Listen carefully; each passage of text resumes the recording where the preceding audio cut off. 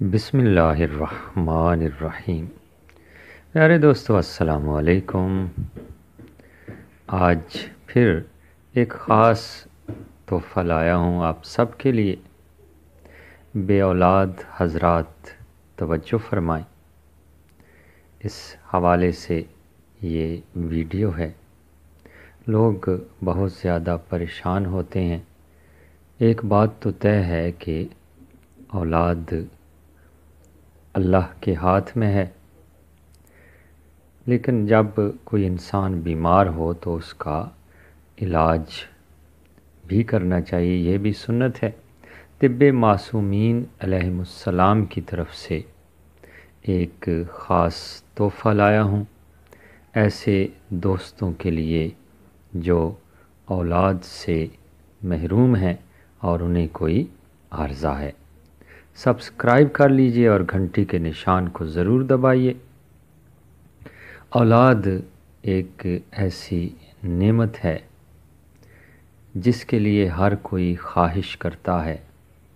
بے شک یہ اللہ کے ہاتھ میں ہے، جسے چاہے اولاد کی نعمت سے مالا مال کر دے اور جس سے چاہے اولاد سے محروم رکھے۔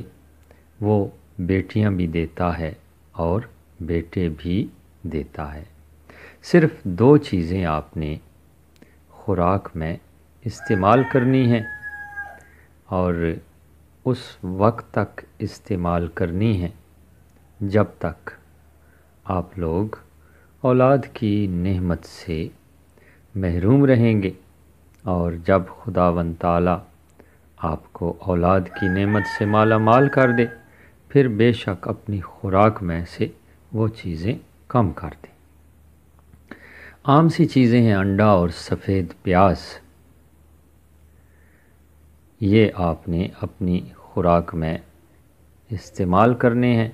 انڈا اگر دیسی مل جائے تو بہت اچھی بات ہے، اور اگر دیسی نہ مل سکے تو پھر یہ عام انڈا جو بازار میں دستیاب ہے وہ بھی آپ استعمال کر سکتے ہیں۔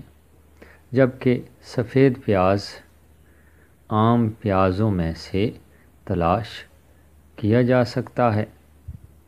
سفید پیاز کی بہت تعریف بیان کی گئی ہے طب معصومین علیہم السلام میں، اور کہا گیا ہے کہ سلاد کے طور پر استعمال کیا جا سکتا ہے، کاٹ کر ہانڈی میں ڈال کے استعمال کیا جا سکتا ہے، اور بہت فوائد کا حامل ہوتا ہے سفید پیاز۔ تو پیارے دوستو، یہ آسان اور سادہ سا نسخہ ہے ایسے دوستوں کے لیے کہ جن کی اولاد نہیں ہے۔ گرمیوں میں تھوڑی احتیاط کے ساتھ انڈا استعمال کر سکتے ہیں، دوسرے تیسرے دن کھا سکتے ہیں۔ انشاءاللہ اولاد کی نعمت سے محروم نہیں رہیں گے۔